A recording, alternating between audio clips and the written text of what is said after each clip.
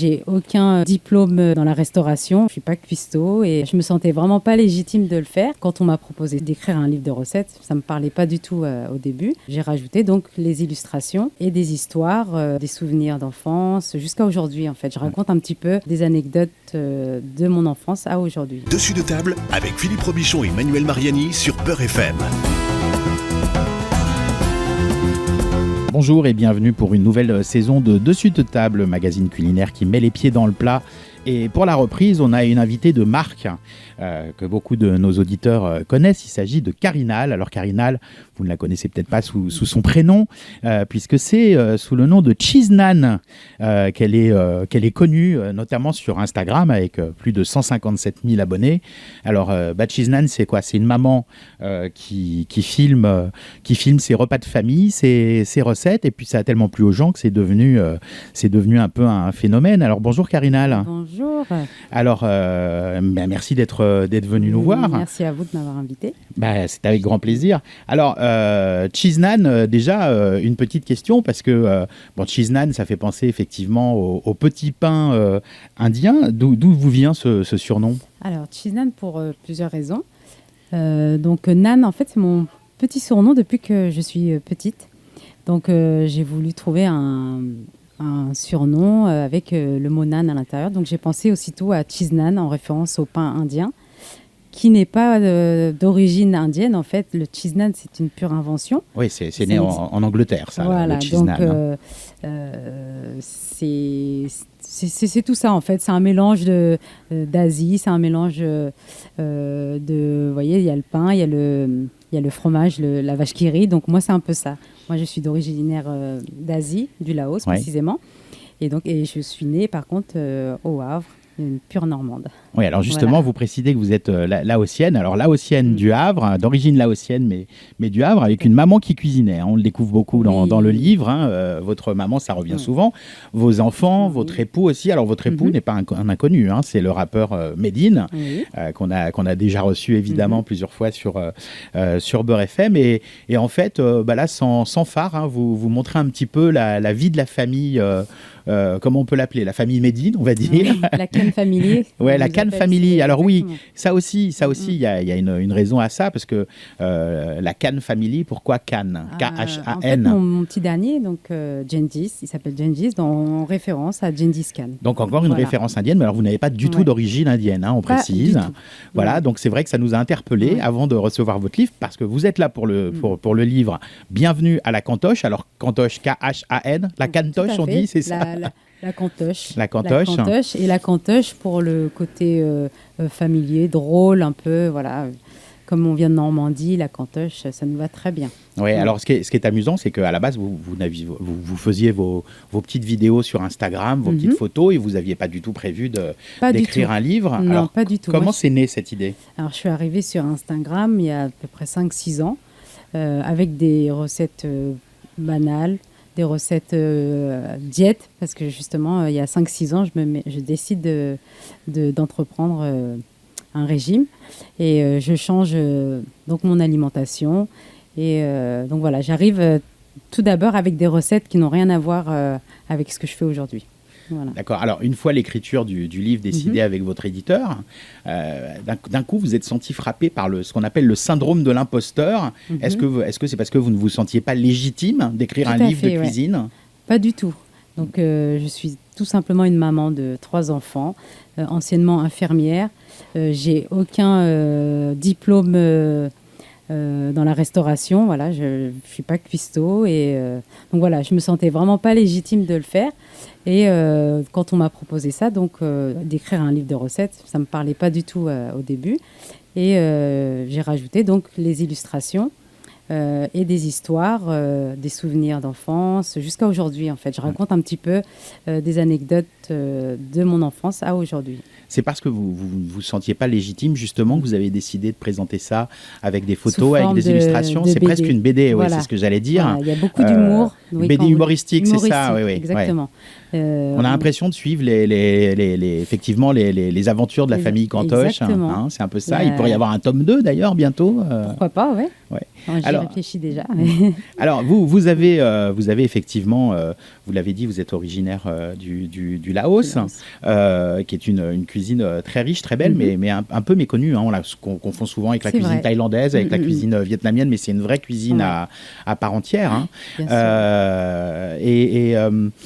Donc du coup, il y a pas mal de recettes laotiennes dans votre livre, mais aussi un petit peu de cuisine vietnamienne, de cuisine thaï. Il y a un pad thaï par exemple. Ouais. Mais je crois qu'il y a plus de recettes. Vous voyez, je suis là d'origine laotienne, mais je pense qu'il y a plus de recettes vietnamiennes. Ouais, j'adore les plats vietnamiens. Je trouve ça c'est varié, il y a vraiment une grosse variété de plats et j'adore ça. Oui, et paradoxalement, on mange beaucoup de cuisine vietnamienne au Laos et on mange de la cuisine laotienne au Vietnam aussi. Exactement, oui. On retrouve vraiment... Il y a un berceau commun en Asie du Sud-Est. Alors, justement, pas mal de recettes, vietnamiennes, thaïlandaises, laotiennes. Alors, sont des recettes dans lesquelles on mange beaucoup de porc d'habitude, mais alors vous avez remixé tout ça à la mode halal. Revisité tout, voilà, avec du poulet, du bœuf, parfois sans viande. Donc, il est possible de tout faire, finalement, oui. D'accord. Alors, au quotidien, parce que c'est vrai, quand on regarde votre livre, Bienvenue à la Cantoche, on en déduit presque, dans la famille Cantoche, on mange pratiquement que de la cuisine d'Asie du Sud-Est. Est-ce que c'est parce que vous avez voulu concentrer le livre sur ce type de cuisine, ou est-ce que vraiment vous mangez beaucoup ce type de cuisine à la maison ? On mange vraiment ce type de cuisine à la maison, oui. Parce que c'est une cuisine longue souvent, il y a beaucoup de préparation. Il y a de la préparation, c'est vrai. Et quand on a 3 enfants, c'est un boulot à plein temps presque. C'est vraiment du boulot, mais je suis vraiment passionnée, donc ça ne me dérange pas du tout de cuisiner tous les jours. Et ça leur fait plaisir, donc voilà. Oui, puis c'est une cuisine qui plaît beaucoup aux enfants, et puis surtout, les cuisines d'Asie du Sud-Est sont des cuisines très saines. Oui, c'est très sain, oui. Contrairement aux cuisines chinoises, il y a beaucoup de fritures, etc. Là, c'est à la vapeur, beaucoup de cuisine, de cuisson vapeur, pardon. Et puis, voilà, donc, non, c'est sain. D'accord. Quels sont les plats, s'il y avait un hit parade parmi les plats préférés de vos enfants, est-ce qu'il y a des plats qu'on vous réclame plus souvent que d'autres ? Le feu. Le feu, alors le feu, on va expliquer pour les auditeurs. Vous, dans le livre, c'est le feu au gars que vous présentez, donc le feu au poulet. Mais aussi bœuf. Voilà, j'ai mis les deux versions. Ah, il y a le feu au beau aussi, d'accord. Voilà. Donc c'est un bouillon. Tout simplement avec des pâtes de riz. Et puis, il y a de la coriandre. Enfin, vous rajoutez un petit peu... chacun fait son bol. C'est un plat très convivial. C'est pour ça que les enfants, ça leur plaît énormément. Ils ont leur bol, ils mettent ce qu'ils veulent Voilà, c'est un bouillon avec un peu de cannelle, avec de la cannelle, de l'anis étoilé. On dévoile un petit peu. C'est mon métier, on me paye pour ça. Mais effectivement, oui, donc c'est un peu la soupe nationale vietnamienne, qu'on peut faire avec du saté dedans aussi, le faux saté. Avec, voilà. Et effectivement, c'est un bouillon qui demande une très longue préparation. Alors, ça existe aussi en déshydraté, on le trouve facilement. Oui, mais il y a des pâtes aussi fraîches. Moi, en général, je les prends fraîches, mais sinon, oui, il y a les pâtes déshydratées. Oui. Voilà, et alors ça, effectivement, donc on sert le bouillon avec les pâtes de riz. Alors, les pâtes de riz, et la viande. Et la viande, le bouillon. Et vous ajoutez donc la coriandre, le gingembre, ça, il y a le soja. Un grand plateau à côté avec plein de crudités même les sauces. Met dans le... Voilà, exactement. Si vous voulez rajouter de la sauce d'huile, de la sauce nuoc mam, enfin chacun fait comme il veut. La sauce hoisin aussi au Vietnam, on met la sauce hoisin qui est une sauce barbecue un peu, oui. Tout à fait. Qu'on met et puis alors des piments frais. Et le piment frais, surtout. Si on supporte. Ah oui, à la maison ça supporte. Pas les enfants, mais mon mari. Parce que le bouillon c'est très conducteur quand on met des piments frais dans un feu. Alors le feu, ça effectivement c'est un emblème de la cuisine vietnamienne et même d'Asie du Sud-Est, parce que on en mange beaucoup en Chine aussi, on en mange au Laos, au Cambodge, mais alors il y a des soupes typiquement cambodgiennes avec de l'ananas, avec du tamarin. Il y a des cambodgiennes, laotiennes pardon, avec de l'ananas, du tamarin, parfois du lait de coco. Est-ce que comme au Vietnam par exemple, le Laos est un pays où on mange énormément de soupe? Oui, Ah oui, oui, oui. On a pas mal de bouillons, ouais. Il y a énormément de... Enfin, je ne connais pas tous les bouillons, mais ma maman, oui, cuisine pas mal de soupes. Et ouais, ouais, ça revient souvent dans les repas, oui. Alors on dit que derrière un cuisinier ou une cuisinière, il y a souvent une femme, Mm. hein, une maman, une grand-maman, une tante. Alors vous, c'est votre mère. Ah, Alors, moi, c'est ma maman. alors, comment s'appelle votre maman? Ma maman s'appelle Souk, Souk, oui, d'accord. S-O-U-K. Et enfin, les enfants l'appellent Nanaï. Nanaï, Oui. est-ce que ça veut dire quelque chose? Mnaï, ça veut dire grand-mère. D'accord, ok. Voilà. Ok. Alors, elle est présente beaucoup dans votre vie, Oui. votre maman? Ah oui, ma maman, Elle habite au Havre aussi? elle habite à 8 minutes précisément de la maison. Donc, les écoles sont juste à côté de chez elle. Donc, les enfants, parfois, ils négocient pour ne pas aller Pour à aller la chez cantine, Nanaï. pour aller chez Nanaï et aller manger chez Nanaï. Voilà. Donc, elle habite juste à côté. J'y suis très régulièrement. La cantine avec un C ou avec KH? C'est pour Chez Nanaï? Ouais, non, Non. quand ils veulent pas aller à la cantine. Ah non, quand C'est ils celle veulent de pas à l'école. côté, c'est celle de l'école, donc CAN. D'accord. Oui. Oui, alors on est très famille hein, au Laos. Hein. C'est vrai qu'en général, toute la famille, parfois sur 3 générations, habite dans une même maison. ouais. Et du coup, on est habitué effectivement à cuisiner beaucoup pour beaucoup de monde. Est-ce que vous vous êtes fait la main en recevant beaucoup de gens à la maison, de la famille ou des amis? Oui. Bah, dans le livre de recettes, c'est vraiment des recettes pour 5 personnes déjà. C'est déjà pas mal. Mais oui, j'ai déjà cuisiné pour beaucoup plus de personnes. On est habitué. Dans les mariages aussi. Dans les mariages. Les mariages laotiens ou cambodgiens, en Asie du oui. Sud-Est, les mariages, Il y a des grands buffets. il y a toujours beaucoup de monde. Exactement, il y a beaucoup de monde et on est une grande famille, donc on est habitué à cuisiner pour plusieurs personnes. Ouais. Alors, dans le livre, on s'aperçoit aussi qu'il y a une polémique avec Medine, votre mari, concernant un plat emblématique du Vietnam. Comme vous le disiez, il y a beaucoup de recettes vietnamiennes qui s'appelle le banh xeo. Oui. Alors, déjà, qu'est-ce que le banh xeo? Alors, c'est une crêpe aux allures d'omelette, on va dire. Oui, il y a du curcuma qui donne une couleur jaune. Hein. Voilà, exactement. C'est le curcuma qui donne la couleur jaune de la crêpe. Et en fait, c'est une crêpe fourrée. À l'intérieur, on y met donc de la viande hachée, du soja. Voilà, on y met, chacun met ce qu'il veut, mais en tout cas dans la recette, donc c'est de Il y la a des viande, crevettes aussi des parfois. Crevettes, oui, voilà, ça dépend. Des herbes, de la coriandre, tout voilà, ça. Ouais. avec de la salade. Enfin, c'est vraiment, j'adore ce plat-là. C'est très bon, c'est très bon. C'est léger et frais en même temps. Avec une sauce au nuoc mam, comme pour les nems. Voilà. Ouais, ça c'est très bon. J'ai faim. Ah, voilà. Non, mais ça c'est une émission. C'est une émission. Oh, bon, ça tombe bien parce que c'est 12h, 13h, donc on peut passer à table quand on termine. Mais effectivement, c'est une émission. On a toujours faim à la sortie. Heureusement d'ailleurs, hein, parce qu'on est là pour ça, pour donner faim aux auditeurs. Alors, banh xeo, il y a une autre recette, c'est ban quan. C'est pas le même type de. Non, c'est pas la même pâte. Hein, parce Voilà, que ban quan, c'est à la ban quan, vapeur, c'est une vraiment, pâte de riz. C'est une pâte de riz translucide, très fragile. Oui, qui est super dur à faire en plus. Ouais, hein. c'est assez technique. Il ne faut pas se louper sur la pâte, parce que si elle ne retombe pas comme il faut, elle est foutue la pâte, donc il faut recommencer. Moi, je la fais à la poêle. Donc, comme je l'explique dans mon livre. Oui, c'est très bien expliqué d'ailleurs, c'est didactique. Hein. Souvent, les livres de chefs, c'est un peu compliqué, il y a des termes techniques, etc. Ouais. Non, là, c'est vrai que dans le livre, c'est facile, on peut vraiment faire les recettes facilement à la maison. Exactement, c'est adapté pour tous.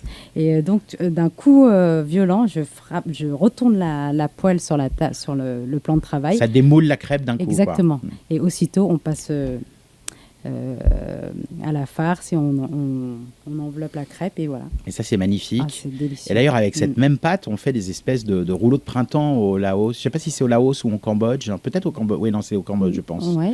Où on se sert de cette pâte. Qui est un petit peu plus épaisse, mais pour faire effectivement comme des rouleaux de printemps vietnamiens. Oui, mais c'est vrai que c'est très bon, très léger. Alors après, c'est cuit il y a de la viande hachée dedans, des champignons en général, c'est de la viande hachée de porc. Oui. Donc moi, j'utilise du poulet.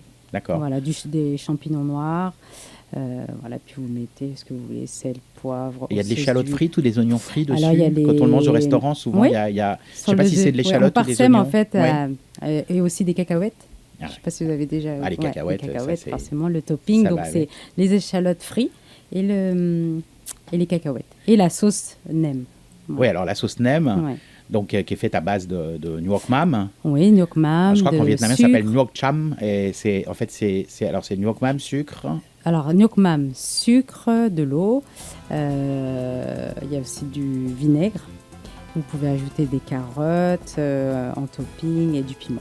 Oui, un peu comme pickles, carottes pickles, Voilà. un petit peu. Tout à fait. De retour dans Dessus de table avec notre invité du jour, Carinal, mais plus connu sous le nom de Cheese Nan. D'ailleurs, on va donner l'Instagram de Cheese Nan. Hein, c'est @cheese avec 2 E, hein, CH2EZ _, donc le tiret du 8. bas. Et Nan, N-A-N, hein, comme C'est la ça. fameuse galette, indienne. 157 000 abonnés quand même, c'est venu en combien de temps? Parce que c'est énorme, 157 000 Je vous dis, abonnés. ça fait 5-6 ans à peu près que je suis sur Insta, donc franchement, je... Mais à quel moment ça a grossi? À quel moment ça a gonflé ce nombre d'abonnés? Ça a pris de l'ampleur, surtout par rapport aux stories que Medine met sur son Il vous Insta. tag, Voilà, dans les il me stories. tag, voilà, donc je pense que c'est beaucoup aussi en lien avec ces stories-là. Ouais, Les par stories contre, de famille. on imagine que maintenant, c'est vous aussi qui lui renvoyez des followers. Oui, je pense. Avec la notoriété. Je pense que j'ai récupéré tous ces convaincus maintenant. C'est ça. Et Ils maintenant, sont- ça part dans l'autre sens. Voilà, exactement. Alors, lui, qu'est-ce qu'il en pense de... Parce qu'on parlait tout à l'heure de cette histoire de galettes, hein, avec les bang seo, donc avec ces galettes qui ressemblent à des omelettes très fines et qui sont farcies donc, de soja, de viande hachée, d'herbes, etc. Et lui, il dit, mais non, c'est pas des crêpes. Alors, C'est un lui, peu il la fait guerre. référence à quoi quand il dit que c'est pas des Pour crêpes? lui, des crêpes, c'est sucré. Ouais. Voilà. Donc, moi, il valide pas quand je fais des crêpes vietnamiennes. Non, il me dit non, ça c'est pas des crêpes, ça. Les vraies crêpes, ça vient de chez nous. C'est donc les msemen, les crêpes mille trous. Je saurais pas, j'ai pas l'accent pour dire les crêpes à trous. Voilà, pour lui, c'est les crêpes. Les meilleures, c'est celles-ci.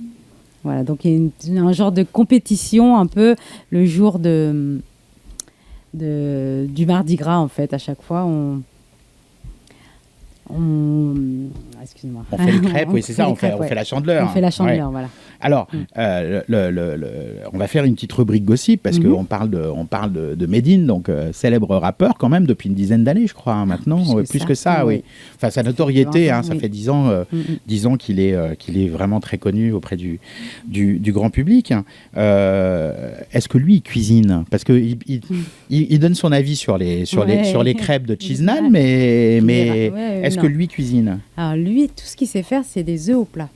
Ah oui. On fait des brunchs, c'est lui qui est missionné pour faire les œufs au plat. D'accord, Et c'est il les son fait poste. très bien, franchement, il les fait bien.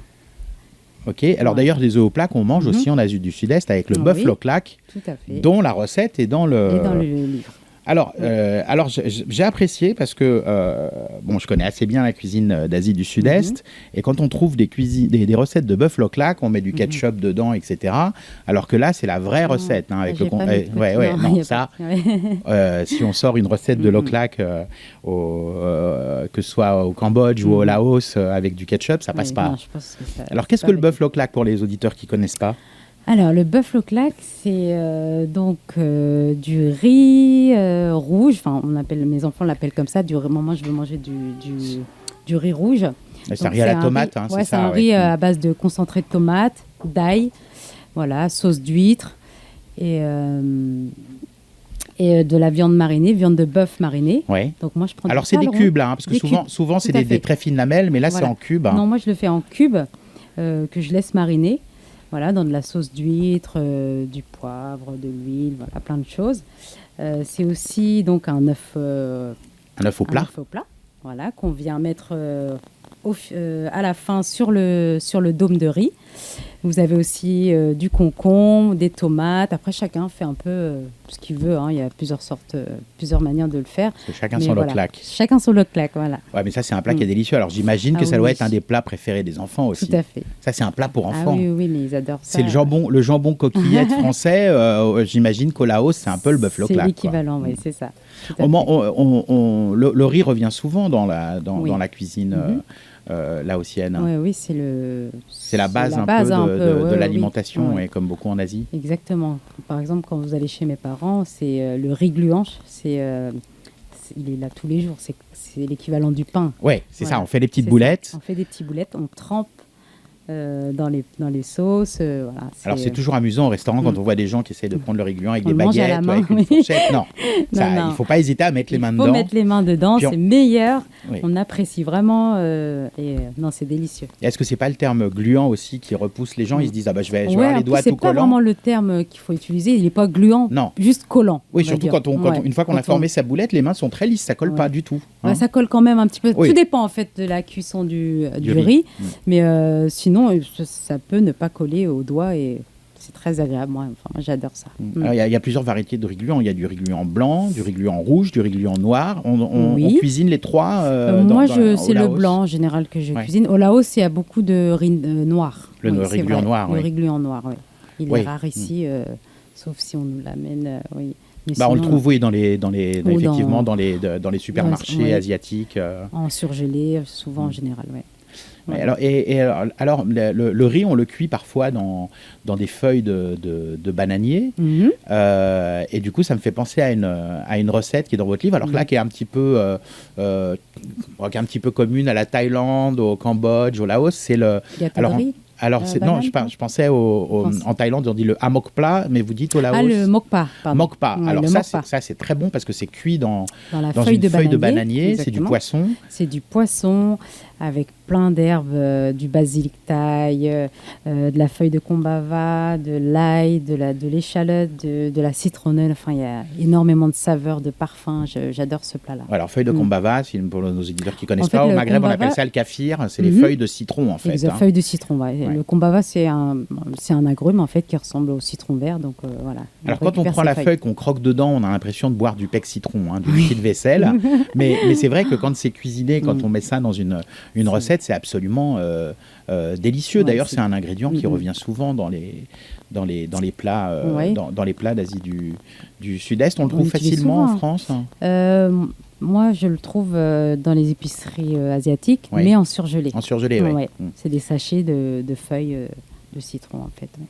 D'accord, mais c'est bon, ça se conserve bien. de toute Oui, façon, ça se conserve surgelé. très bien. Et Oui, ça oui, garde oui. bien le goût, effectivement. Ah oui, ouais. oui, oui. Alors le poisson, là on parle donc du mokpa mokpa. thaïlandais, du mokpa, voilà. Ouais. Je suis désolé, à chaque Non, fois y a j'oublie pas de souci, l'appellation on se laotienne. Le poisson, il est à la fois cuit à la vapeur, mais il est mijoté aussi dans une sauce onctueuse. Hein. Il y a quoi dedans? Du curry Alors, rouge, de la coco, oui, j'imagine. Je connais pas la recette, exactement mais quand ça. je le mange, j'imagine qu'il y a Ouais, ça c'est dedans. exactement ça. Donc il y a du lait de coco, il y a aussi de l'eau de riz. Donc je fais Ah, tremper le. C'est ça qui fait prendre le. Exactement, C'est oui. comme un flan autour, un Mm. peu presque. hein. Oui, ça donne une bonne consistance au plat. Donc je récupère l'eau de riz et donc je verse dans le poisson donc le lait de coco, l'eau de riz. Vous avez de la pâte de curry rouge effectivement, la sauce d'huître, de la sauce gnoc mam aussi.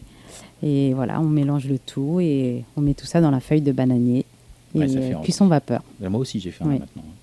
Voilà. Ouais. Alors, on mange beaucoup de poissons au Laos, et puis même chez vous, hein, parce que ce qui nous intéresse, on l'a dit, c'est pas un livre de cuisine laotienne, hein, Non. votre livre Bienvenue à la Cantoche, mais c'est vos origines reviennent souvent, vos origines laotiennes. Est-ce qu'on mange beaucoup de poissons? Est-ce que les enfants en mangent? Oui, les enfants en mangent, pardon. Nous aussi, on adore le poisson, oui. Puis nous, on a la chance d'avoir un port au Havre, donc on a du poisson frais. Ouais. Alors oui, et puis on mange souvent aussi des poissons entiers qu'on fait frire avec des sauces. Oui, on peut le faire aussi au barbecue. Le bar farci, que vous retrouvez aussi la recette dans le livre. Alors ça, c'est une recette que je connaissais pas. Ouais. Justement, je voulais vous poser la question, est-ce que c'est une recette traditionnelle ou c'est une adaptation? Non, que c'est vous une avez adaptation. Je pensais, c'est ma maman, hein, toujours, D'accord. qui m'a transmis ça. Donc, c'est surtout la farce, en fait. Je pense que c'est de la citronnelle, de l'ail qu'on vient mixer et qu'on met tout simplement à l'intérieur du bar. Donc voilà, il n'y a pas de. Je pense pas que ça soit. Et donc, vous parlez régulièrement de votre maman dans le livre. Et moi, je suis curieux de savoir, qu'est-ce que pense maman de votre cuisine? Parce que les enfants, votre mari, Oh là là. ils aiment votre cuisine, mais votre maman, qu'est-ce qu'elle en pense? Parce que vous l'adaptez effectivement aux habitudes alimentaires de votre famille, donc pas de porc, peut-être pas de piment Ouais. pour les enfants, etc. Donc ces Mais adaptations, qu'est-ce qu'elle en pense? en général- Est-ce qu'elle mange votre cuisine? Est-ce qu'elle l'aime? En général, je ne cuisine jamais ces plats. Je rivalise pas du tout avec ma maman. C'est sûr, elle va me critiquer. Encore le syndrome de l'imposteur. Hein, oui. Donc en général, quand elle vient à la maison, elle me demande un couscous. Ah, bah voilà. Et donc, vous cuisinez aussi le couscous. Oui, j'adore. Alors, pourquoi pas bientôt un livre de recettes algériennes revisité à la mode. Bon, on va appeler votre éditeur First. On va leur suggérer pour le volume 2 de Bienvenue à la Cantoche. Oui. Pourquoi pas, oui. Bah, d'ailleurs, si vous voulez déjà gagner le volume 1, restez à l'écoute, puisqu'en fin d'émission, on vous proposera de gagner le livre de Karina, alias Chiznan, et vous pourrez donc le recevoir à la maison et puis faire toutes ces recettes. Et puis le livre, bien sûr, vous pouvez aussi l'acheter, le commander. Il est sorti cette semaine. Chez tous les bons libraires, les sites internet, les Amazon, Fnac et autres. Et alors, on précise que c'est facile à lire, ça se lit vraiment comme une BD, parce qu'il y a des illustrations très sympas qui sont... Alors, Alizé T, pourquoi elle veut rester anonyme? On a juste l'initiale. Je n'ai jamais posé la question. Alizé T. C'est comme ça qu'elle se présente sur Insta, Alizé T, ou Tribulation d'une maman ado, que vous pouvez retrouver sur Insta, et elle est géniale. Vraiment, c'est une personne talentueuse, mais aussi humainement, on s'est connus via Insta, on s'est rencontrés il n'y a pas très longtemps, et j'ai vraiment de la chance d'avoir travaillé avec elle. Ouais, c'est vrai que les dessins sont hyper sympas. Ouais. Elle a créé des avatars qui vous représentent. Ça ressemble un petit peu aux avatars qu'on trouve sur Internet. Ouais, c'est ressemblant mais ludique à la fois aussi. C'est très ressemblant. Ouais. Votre époux Médine, on le reconnaît. Bon, vous, maintenant, on vous connaît de visu, donc on vous reconnaît aussi. Bon, il y a les enfants, alors qui sont très remuants dans les dessins. Est-ce qu'ils sont remuants dans la vie comme ça? Ils sont remuants dans la vie aussi. C'est très représentatif de notre famille, oui. On peut le voir d'ailleurs beaucoup sur vos vidéos. C'est une famille très vivante. Ça fait un peu famille modèle. Je ne sais pas si on peut dire modèle, mais en tout cas, on s'éclate. On profite chaque jour ensemble.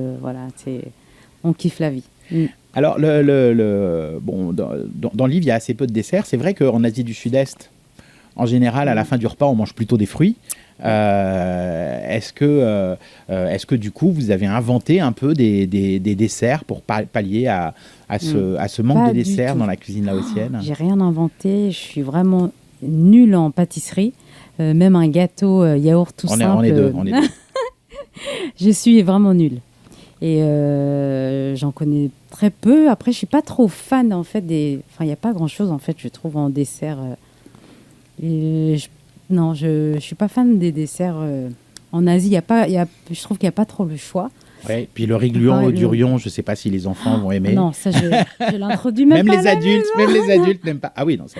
Non, alors, le durion, pour les auditeurs qui ne connaissent pas, c'est quand vous passez dans un supermarché asiatique, si ça sent mauvais, ce n'est pas les égouts, c'est le durion. C'est le durion. C'est une espèce de gros fruit avec des piquants, là. En Malaisie, je crois qu'ils l'appellent le fruit de l'amour. Ah bah, ça, je ne sais pas. C'est un tue-l'amour. Ah oui, moi, je pense que c'est plutôt un tue-l'amour. C'est plutôt un tue-l'amour. Ça, je ne comprends pas pourquoi ils appellent ça fruit de l'amour. Il est interdit dans certains hôtels. C'est vraiment... L'odeur est très forte. Très forte, pardon. Oui, on imagine si les gens ramènent ça dans l'avion, faut pas prendre le général, même vol. Il vaut mieux pas, non. On a le même problème chez moi encore, c'est avec les fromages, quand on ramène les fromages. Oui. Voilà, mais bon, nos fromages sont quand même beaucoup moins mauvais que le durion, parce que c'est vrai que ça sent quand même... c'est très prononcé, c'est particulier comme odeur. Ouais, donc ça donne pas envie de... Pourtant, ils l'ont... je sais qu'il y a des esquimaux, il y a des mochis au durian, il y a plein de choses. Ça doit marcher. C'est un choix. C'est un choix. C'est un choix, c'est un goût. Bon alors, Karinal, si on faisait gagner votre livre, donc signé Chiznan, puisque Karinal, c'est votre prénom dans le civil, donc Bienvenue à la Cantoche aux éditions First. Alors, ceux qui ne le gagnent pas, le livre est à un prix sympa. Désolé, c'est mon téléphone, pardonnez-moi. Donc, on peut l'acheter, donc 14,95 € dans toutes les librairies. Et puis, il y a un auditeur ou une auditrice qui va pouvoir le gagner. Alors pour cela, vous vous rendez sur mon compte Instagram, donc Mariani, Mariani.Manuel, Manuel. vous voyez la publication avec la photo de Carinal et la couverture du livre. Vous allez sur cette publication et vous suivez le mode d'emploi. Et comme ça, vous pourrez gagner le livre. Franchement, qui se lit vraiment comme une BD, mais qui est un vrai livre de cuisine, même si vous ne vous sentiez pas légitime pour écrire un livre de cuisine. Je vous le dis parce qu'on reçoit beaucoup d'auteurs culinaires. C'est un vrai livre de cuisine avec des vraies recettes qui marchent, on peut faire à la maison. Et moi, je trouve que l'intérêt aussi, c'est que le fait que ce soit sous forme de BD un petit peu, et le fait que ce soit expliqué par une maman qui cuisine à la maison et non pas par un chef professionnel, c'est qu'on comprend tout. Ouais. Voilà. Et ça, je trouve que c'est important. C'est vraiment important. Alors, donc peut-être un tome 2, alors, la cuisine algérienne de la Cantoche. Vu par Chiznan, cuisiné par Chiznan, pourquoi pas, oui. Mais alors là, votre mari va vous juger, là, attention. Non, non, je pense que là, il va m'encourager. C'est vrai. Ouais. Oui, alors lui, c'est vrai. Sûr. Alors lui, c'est un mangeur, du coup. Ah, c'est un gros mangeur. Ouais. Bon, peut-être que la prochaine fois, on vous recevra avec lui, avec les enfants. On verra et puis on lui demandera ses plats préférés dans la cuisine laotienne, mais en général aussi. Vous d'ailleurs, quels sont, allez, on élimine la cuisine laotienne, la cuisine algérienne, quelles sont vos cuisines préférées? Française et italienne. Ah oui, classique. Ouais. Classique. Vous les cuisinez souvent à la maison, ces cuisines-là? Ça m'arrive, oui, ça m'arrive. Italienne, moins, parce que non, je pense que... Non, plus française, alors, je dirais. Bon, ça fera un tome 3 comme ça. Pourquoi pas, oui. Bon, en tous les cas, Carinal, merci beaucoup d'être venu nous voir. Merci à vous.